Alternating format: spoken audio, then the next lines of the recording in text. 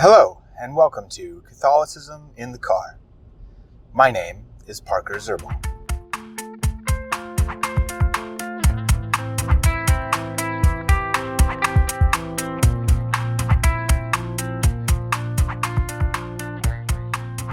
As you very well know, I have been thinking a lot about the basic premises of particularly the Christian faith, and particularly the last few days on the concept of Sola Fide.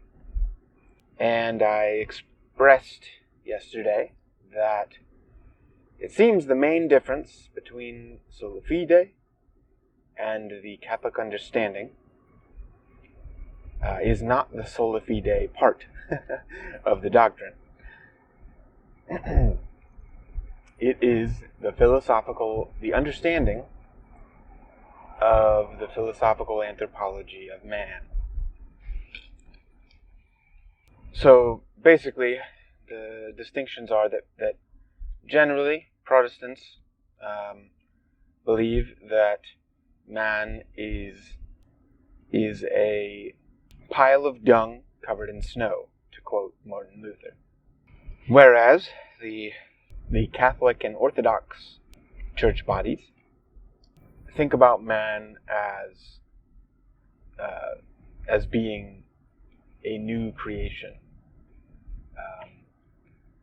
The technical language would be that in a Protestant frame, God imputes justification upon man, and in a Catholic frame, God infuses justification into man.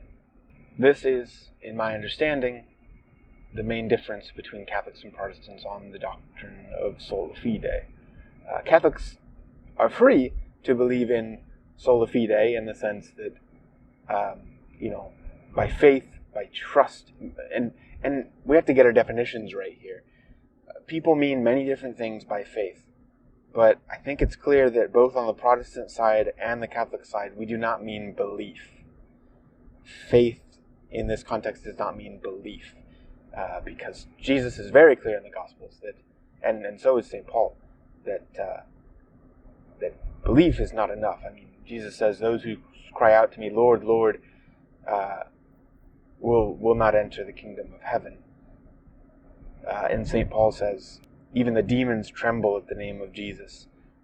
Even the demons believe. So this isn't belief we're talking about here. It is faith in the sense of trust. Like to say, I have faith in you. Really what you're saying there is, I have trust in you. I have trust that you will follow through with whatever it is you have promised. So when both Protestants and Catholics, I think when we say Sola Fide, we really mean only trust. It is only by trust in God that we are justified, that we are sanctified, that we are glorified, even.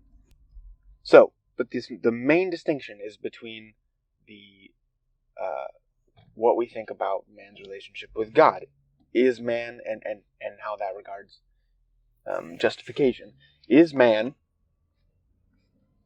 imputed? Is his justification imputed upon him? Or is it infused into him so that he is a new creation? And I'm going to express some of my frustrations or places where I'm unclear about the Protestant frame of mind, and I would like, to hear a Protestant rebuttal to these things. But if you start with the premise that man, his righteousness is only imputed upon him by God. It is only a clothing that he wears. He's still a pile of dung in his being, but God overlooks that and covers him in righteousness. What does that mean for heaven? What does that mean that heaven is? It would seem to me that heaven then cannot be, as in the Catholic understanding, heaven cannot be the place where man is intimately united with God in love. No, it cannot be that, because man is not changed in his being. He is only clothed with the righteousness of Christ. And so therefore, there can be no true loving relationship there. I mean, God cannot love dung. God cannot even be in the presence of dung. It doesn't. This is what I don't understand. It doesn't matter how much you cover up the dung. It's still dung. So how could God be in the presence intimately of dung? So the Catholic understanding of heaven is that it is the state in which man is perfectly united to God in love. There is a loving union between God and man. And it goes on for eternity. And that's what we believe heaven is. That is our definition of heaven. In the Protestant understanding, it would seem to me that heaven would need to be regarded as a place, a particular place of some sort of bliss, yet without God being able to be fully united to those people there. Because you can't have one being that is perfect in his ontology and another being that is so utterly imperfect he can be compared to dung, and it doesn't matter if he's clothed in snow or not. I mean, it basically turns everything into a legalistic transactional model, and I mean, Protestants acknowledge this, that they have a transactional, legal, judicial model of salvation. Catholics do not. I mean, yes, there are aspects of it that are judicial but that's meant for metaphor. For metaphor. And there is a certain sense in which, there is a judgment. I mean, God is a judge. But first and foremost, we talk about these things in a relational sense as Catholics. We talk about these things in a relational sense, not in a legal sense. And this is where it seems clear to me that the differences between Protestants and Catholics from the beginning, from their understanding of God's relationship with man and vice versa, it's a radically different understanding. And it has massive implications for how we understand heaven, for how we understand hell, for how we understand prayer and God's relationship with us here on earth, for how we understand what man is before God, how man should act with other human beings, what morality is, I mean, the entire basis of prayer is completely different between Catholics and Protestants. If truly most or all Protestants take this view, and it seems to me that this is the defining view of Protestantism. That there aren't many things that you can say that about Protestantism. What is a defining view? Because I mean, it's not a monolithic religion.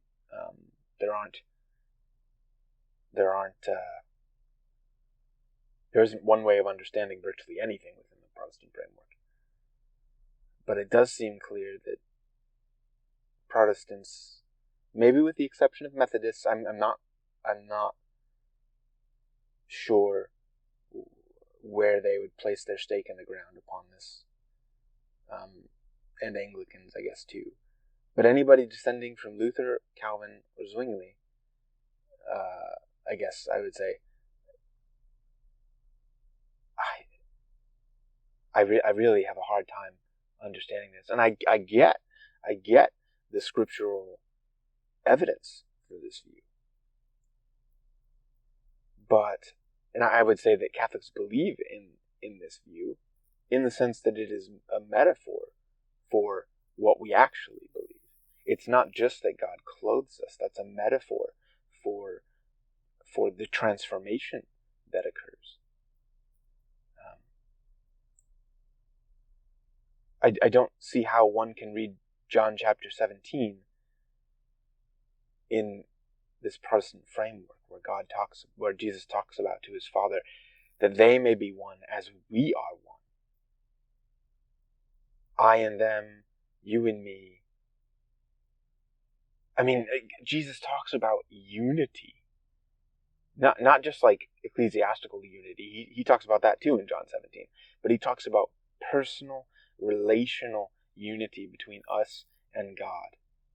And it's not just a transactional relationship. This is a personal, loving relationship. As I've said before in the Latin Vulgate, the last words that Jesus says are consummatum est. It is consummated. It is consummated.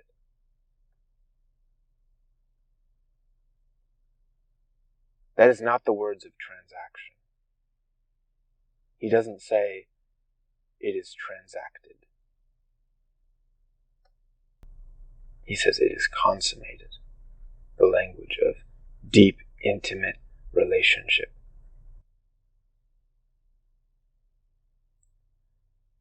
So you talk about, let's say, for example, the consequences for this view upon prayer. If I am just dung covered in snow, I mean, sure, Jesus can still love me, of course, and that's a beautiful thing that he still loves me, and that he clothes me in righteousness. And that, I'm not acknowledging that it's like some sort of absolute perversion here of relationship. I'm not saying there's not a way in which man can be in relationship with God under this paradigm, but where I really don't get it is the relationship only goes that far. I guess it does seem to be a legal fiction to me. Like, or maybe not a legal fiction, but a relational fiction to me. Like, you can't have a true relationship with someone if it's just a transactional relationship. If all that I'm doing is, to connect the analogies here, is giving you clothing, and that's the basis for our entire relationship, and it gets no farther than that, then what relationship is that? And we talked about the implications for eschatology, the relationship for heaven, hell, and how that works. Now, I'm not sure what a Protestant taking this view would say about the new heavens and the new earth. Like, maybe is that when man is, like, do they take a transformational view then of man? That somehow, that God then turns us into a new creation in which we have the ability to be fully united to him? That would seem a much more acceptable view to me. I can then see, why all of these things would happen. But at the same time,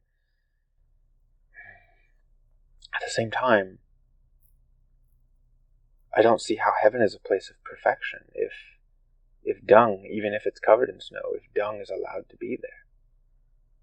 How is heaven a place of perfection?